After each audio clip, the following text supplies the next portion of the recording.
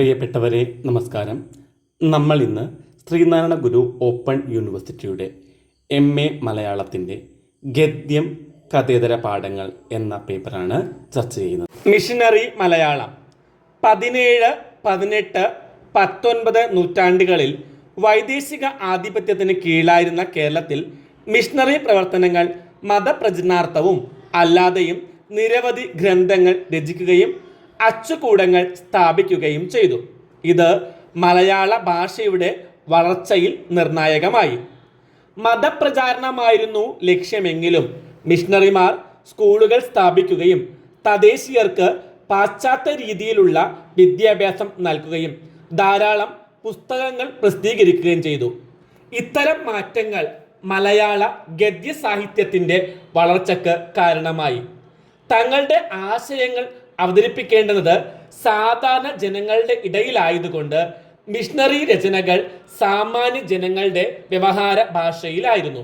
ഇത് സംസ്കൃത ആധിപത്യത്തിൽ നിന്ന് മലയാളത്തിന് സ്വതന്ത്രമാകാനുള്ള അവസരം നൽകി. ഏകദേശം പോർച്ചുഗീസ് കാലഘട്ടം മുതൽ മിഷണറിമാരുടെ പ്രവർത്തനം കേരളത്തിൽ സജീവമായിരുന്നു. പാതിരി മലയാളം, മിഷണറി ഗദ്യം എന്നാണ് ഇതിനെ വിളിച്ചു പോന്നിരുന്നത്. മതപ്രചാരണാർത്ഥം വന്നുചേർന്ന മിഷണറിമാർക്ക് ആവശ്യം സാധാരണക്കാർക്ക് വായിച്ചറിയാവുന്ന ഗദ്യകൃതികളായിരുന്നു. അവർ അധികം ഇടപെട്ട ജനങ്ങളുടെ ഇടയിൽ ഉപയോഗിക്കപ്പെടുന്ന ഭാഷ തമിഴ് പദങ്ങൾ അധികമുണ്ടായിരുന്ന മലയാളമായിരുന്നു. നാനം മോനം എന്ന് സാധാരണ പറഞ്ഞിരുന്ന വട്ടെഴുത്ത് വശമാകാതെ അന്ന് സാധാരണക്കാരുടെ പഠനം പോലും പൂർത്തിയായിരുന്നില്ല. അതിനാൽ വൈപ്പിനിലും കൊച്ചിയിലും പിന്നീട് അമ്പഴക്കാട്ടും അച്ചടിക്കപ്പെട്ട പുസ്തകങ്ങൾ മിക്കതും തമിഴിലായിരുന്നു.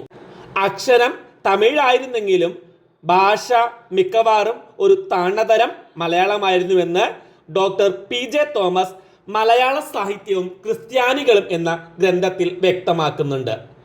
മലയാള ഭാഷയിൽ കൃതികൾ രചിച്ചിട്ടുള്ള വിദേശീയരിൽ പ്രമുഖന്മാരാണ് അർണോസ് പാതിരി, പൗലോനീസ്, ഗുണ്ടർട്ട്, ബെഞ്ചമിൻ ബെയ്ലി തുടങ്ങിയവർ. മിഷണറി ഗദ്യത്തിൽ വൈദേശിക സ്വാധീനത്തെക്കാൾ കൂടുതൽ പ്രാദേശിക സ്വാധീനം തന്നെയാണ് കൂടുതലുള്ളത്. വാമൊഴി നാട്ടുവഴക്കങ്ങളെ വരമൊഴിയിലേക്ക് പകർത്തി മലയാളത്തിന് ഒരു അച്ചടി ഭാഷ രൂപപ്പെടുത്തി. നിലവാരപ്പെട്ടതെന്ന് വിദ്വാൻമാർ കരുതുന്ന പദങ്ങൾ, ശൈലികൾ തുടങ്ങിയവ മാനക ഭാഷയിലേക്ക് കലർത്തുന്നതിൽ മിഷണറി ഗദ്യം വിജയിക്കുക തന്നെ ചെയ്തു. ഇത് ഭാഷയുടെ വളർച്ചയെ ത്വരിതപ്പെടുത്തുകയാണ് ഉണ്ടായത്. ആശയ സ്വീകരണങ്ങളിൽ പാശ്ചാത്യ ഘടകങ്ങൾ കാണാമെങ്കിലും പ്രാദേശിക ഭാഷയിലൂന്നിയ ഗദ്യമായിരുന്നു മിഷണറി ഗദ്യം. അച്ചടി മലയാള ഭാഷയിൽ 1686 1763 ഇടക്ക് ഹോളണ്ടിൽ വെച്ച് മുദ്രണം ചെയ്ത ഹോർത്തൂസ് മലബാറിക്കസ് അല്ലെങ്കിൽ കേരളാരാമം എന്ന ഗ്രന്ഥത്തിൽ സസ്യങ്ങളുടെ നാമങ്ങൾ ലത്തീനിലും അറബിയിലും സംസ്കൃതത്തിലും മലയാളത്തിലും കൊടുത്തിട്ടുണ്ട്. ഇതൊരു മലയാള ഭാഷാ കൃതിയല്ല. 1772 റോമിൽ അച്ചടിക്കപ്പെട്ട സംക്ഷേപ വേദാർത്ഥമാണ് മലയാളത്തിലെ ആദ്യ പുസ്തകം. മലയാള ഭാഷയിൽ അച്ചടിക്കപ്പെട്ട ആദ്യ കൃതിയും സംക്ഷേപ വേദാർത്ഥമാണ്. 18-ാം നൂറ്റാണ്ടിൻ്റെ അവസാനത്തിൽ ബോംബെയിലെ കുറിയർ പ്രസ്സിൽ റോബർട്ട് ഡ്രംബണ്ടിൻ്റെ grammar of the Malayalam language 1799 ഡിസംബറിൽ അച്ചടിച്ചു. ആദ്യത്തെ മലയാളം ബൈബിൾ 1811 അച്ചടിച്ചതും ഇതേ പ്രസ്സിൽ നിന്നാണ്. കേരളത്തിൽ മലയാളം അച്ചടി തുടങ്ങിയത് ബെഞ്ചമിൻ ബെയ്ലിയാണ്. മലയാളത്തിൽ ആദ്യമായി അച്ചടി തുടങ്ങിയത്, കേരളത്തിൽ വെച്ച് തുടങ്ങിയത് ബെഞ്ചമിൻ ബെയ്ലി ആയിരുന്നു. കേരളത്തിൽ അച്ചടിച്ച ആദ്യ മലയാള പുസ്തകം 1842 കോട്ടയം CMSൽ നിന്ന് അച്ചടിച്ച ചെറുപൈതങ്ങൾക്ക് ഉപകാരാർത്ഥം ഇംഗ്ലീഷിൽ നിന്ന് പരിഭാഷപ്പെടുത്തിയ കഥകൾ എന്ന ഗ്രന്ഥമാണ്. ഇവയെല്ലാം ചതുര വടിവിലുള്ള അക്ഷരങ്ങളിലാണ് അച്ചടിച്ചിരുന്നത്. തുടർന്ന് ബെയ്ലി മലയാള ലിപികളുടെ മുഖം ആകർഷകമാക്കി. ബെയ്ലിയാണ് നമ്മുടെ അക്ഷരങ്ങളെ ശരിക്കും വട്ടെഴുത്താക്കിയത്. മിഷണറിമാരുടെ ആഗമനത്തോടെ പ്രമാണ ഗ്രന്ഥങ്ങളുടെ വിവർത്തനം മലയാളത്തിലുണ്ടായി.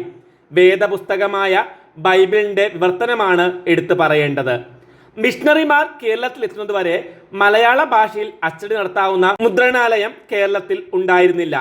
1811 മലയാളം ബൈബിളിൻ്റെ ജനനം. 1829 ബെഞ്ചമിൻ ബെയ്ലി പുതിയ നിയമം പ്രസിദ്ധീകരിച്ചു. പഴയ നിയമത്തിൻ്റെ 3 ഭാഗങ്ങൾ 1839, 40, 41 വർഷങ്ങളിൽ തർജ്ജമ ചെയ്ത് പ്രസിദ്ധീകരിച്ചതോടെ മലയാളം ബൈബിൾ പൂർണ്ണ രൂപത്തിലായി. പിന്നീട് ബാസൽ മിഷൻകാരുടെ ചുമതലയിൽ പുതിയ നിയമം മുഴുവനും പഴയ നിയമത്തിൻ്റെ ചില ഭാഗങ്ങളും തർജ്ജമ ചെയ്തു. മലയാള ഗദ്യത്തിൻ്റെ ചരിത്രത്തിൽ ബൈബിൾ വിവർത്തനങ്ങൾക്ക് നിർണായകമായ സ്ഥാനങ്ങളുണ്ട്. വർത്തമാന പുസ്തകം, വേദതർക്കം, ജ്ഞാനമുത്തുമാല എന്നീ കൃതികൾ നവീന മലയാള ഗദ്യശൈലിയുടെയും മലയാള സാഹിത്യത്തിൻ്റെയും ചരിത്രത്തിൽ അവിസ്മരണീയങ്ങളാണ്. കരിയാറ്റിൽ ഔസേപ്പ് കത്തനാർ രചിച്ച വേദതർക്കം സാമൂഹ്യ കാര്യങ്ങളിൽ മലയാളത്തിൽ പ്രതിപാദിച്ചിട്ടുള്ളതിൻ്റെ തെളിവാണ് ഈ കൃതി. ക്രിസ്ത്യാനികളുടെ ഇടയിൽ കണ്ടുവരുന്ന അനൈക്യവും മറ്റും ദൂരീകരിക്കുകയാണ് ഈ കൃതിയുടെ ലക്ഷ്യം. പാശ്ചാത്യ സമ്പർക്കത്തിന് ശേഷം മലയാളത്തിൽ രൂപം കൊണ്ട നവീന ഗദ്യ ലിഖിത ഭാഷയുടെ ആദി മാതൃകകളായിരുന്നു ഉദയംപേർ സുനഹദോസിലെ കാനോനകളും റോസിൻ്റെ നിയമാവലിയും. മലയാളത്തിൽ രൂപം കൊണ്ട നവീന ഗദ്യ ലിഖിത ഭാഷയുടെ ആദ്യ മാതൃകകളായിരുന്നു ഇതെല്ലാം ഉദയംപേർ സുനഹദോസിലെ കാനോനകൾ, അതുപോലെ തന്നെ റോസിൻ്റെ നിയമാവലിയും. പാശ്ചാത്യ സമ്പർക്കത്തിൽ മലയാള ഗദ്യത്തിലുണ്ടായ പുരോഗതി വെളിവാക്കുന്ന ഒരു കയ്യെഴുത്തു ഗ്രന്ഥമാണ് മിലാൻ രേഖകൾ. ഉദയംപേർ സുനഹദോസിൻ്റെ കാനോനകളും റോസിൻ്റെ നിയമാവലിയും കാണുന്ന ഭാഷയോട് താരതമ്യപ്പെടുത്തിയാൽ മിലൻ രേഖകളിലെ ഭാഷ അല്പം വ്യത്യാസമുള്ളതാണെന്ന് കാണാം. മിലൻ രേഖകളിലെ ഭാഷ ഉദയംപേർ സുനഹദോസിലെ ഭാഷയും അതുപോലെ തന്നെ റോസിൻ്റെ നിയമാവലിയിലെ ഭാഷയും തമ്മിൽ വ്യത്യാസമുണ്ടെന്ന് കാണാം. 18-ാം നൂറ്റാണ്ടിൻ്റെ ഉത്തരാർദ്ധത്തിലുണ്ടായ വർത്തമാന പുസ്തകം, വേദതർക്കം, ജ്ഞാനമുത്തുമാല എന്നീ കൃതികൾ നവീന മലയാള ഗദ്യശൈലിയുടെയും മലയാള സാഹിത്യത്തിൻ്റെയും ചരിത്രത്തിൽ അവിസ്മരണീയമാണ്. കരിയേറ്റിൽ ഔസേപ്പ് കത്തനാർ രചിച്ച കൃതിയാണ് വേദതർക്കം. സാമൂഹിക കാര്യങ്ങൾ മലയാളത്തിൽ പ്രതിപാദിച്ചിട്ടുള്ളതിൽ തെളിവാണ് ഈ കൃതി. ക്രിസ്ത്യാനികളുടെ ഇടയിൽ കണ്ടുവരുന്ന അനൈക്യവും മറ്റും ദൂരീകരിക്കുകയാണ് ഈ കൃതിയുടെ ലക്ഷ്യം. പാറേമാക്കൽ തോമാ കത്തനാർ രചിച്ച യാത്രാ വിവരണമാണ് വർത്തമാന പുസ്തകം. 1786 ഈ കൃതി രചിച്ചതെന്ന് പറയപ്പെടുന്നു. 1778 1786 ഇടയിൽ കരിയാറ്റിൽ ഔസേപ്പ് മൽപ്പാനും തോമാ കത്തനാരും നടത്തിയ റോമ യാത്രയുടെ വിവരണമാണ് ഈ കൃതി. സന്മാർഗബോധം വളർത്താൻ ഉപകരിക്കുന്ന ഉപദേശങ്ങൾ ഉൾപ്പെട്ടതാണ് 1784 അച്ചടിച്ച ജ്ഞാനമുത്തുമാല. ഉള്ളടക്കം നോക്കിയാൽ വേദതർക്കവും ജ്ഞാനമുത്തുമാലയും മതഗ്രന്ഥങ്ങൾ മാത്രമാണ്. ഭാഷയുടെ പ്രസന്നതയും ഊർജ്ജസ്വലതയുമാണ് ആ കൃതികൾക്ക് സവിശേഷമായ പ്രാധാന്യം നൽകുന്നത്. ഭാഷാ സംക്രമണ കാലത്തെ ഗദ്യകൃതികളിൽ പഴക്കം കൊണ്ടും ഉള്ളടക്കം കൊണ്ടും ഏറ്റവും അധികം പ്രാധാന്യമർഹിക്കുന്ന ഒന്നാണ് ഭാഷാ കൗടില്യം.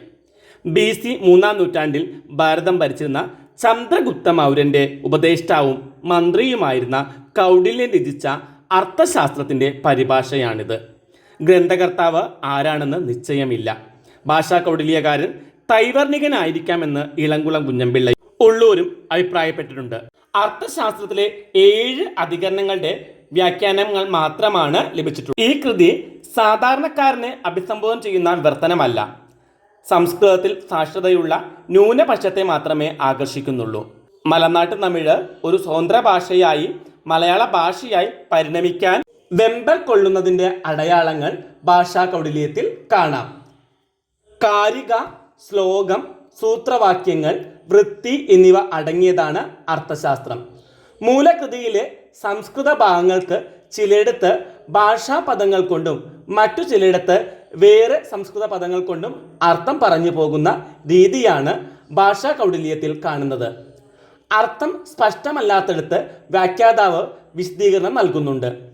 അനുനാസികാദി പ്രസരം, താലവ്യാദേശം, സ്വരസംവരണം, പുരുഷഭേദ നിരാസം എന്നീ നയങ്ങളുടെ പ്രവർത്തനങ്ങൾ ഭാഷാ കൗടില്യത്തിൽ പ്രകടമായി കാണാൻ കഴിയും. ഒന്നുകൂടി പറയാം: അനുനാസികാദി പ്രസരം, താലവ്യാദേശം, സ്വരസംവരണം, പുരുഷഭേദ നിരാസം എന്നീ നയങ്ങളുടെ പ്രവർത്തനങ്ങൾ ഭാഷാ കൗടില്യത്തിൽ പ്രകടമായി കാണാൻ സാധിക്കും. ശാസനങ്ങളിൽ നിന്നും ഭിന്നമായി എറു എന്ന സ്വരം സ്വതന്ത്ര രൂപത്തിൽ ഇതിൽ കാണുന്നുണ്ട്. ചെന്തമിഴിൽ നിന്ന് വ്യത്യസ്തമായ ഒരു ഭാഷ കേരളത്തിലുണ്ടെന്ന് സമ്മതിച്ചു കൊടുക്കുകയാണ് ഭാഷാ കൗടില്യ തർജ്ജമ കൊണ്ട് കർത്താവ് ചെയ്തത് എന്ന് പി വേലായുധപ്പിള്ള അഭിപ്രായപ്പെട്ടിട്ടുണ്ട്. സങ്കീർണ വാക്യങ്ങളുടെ രചനയിൽ ലാളിത്യം ദീക്ഷിക്കാൻ ഭാഷാ കൗടില്യകാരന് കഴിഞ്ഞിട്ടില്ല എന്ന വിമർശനം നടുവട്ടം ഗോപാലകൃഷ്ണൻ ഉയർത്തുന്നുണ്ട്. സമകാല ഗദ്യഭാഷയെ ആവശ്യം വേണ്ട പരിഷ്കരണങ്ങളോടെ സാഹിത്യ ഭാഷയായി വികസിപ്പിച്ചെടുക്കുക എന്നതായിരുന്നു ഭാഷാ കൗടില്യത്തിൻ്റെ ലക്ഷ്യമെന്ന് കരുതാം. ഇന്നത്തെ ക്ലാസ് നമുക്ക് ഇവിടെ അവസാനിപ്പിക്കാം. മറ്റൊരു ക്ലാസ്സുമായി കാണും വരെ എല്ലാവർക്കും നന്ദി, നമസ്കാരം.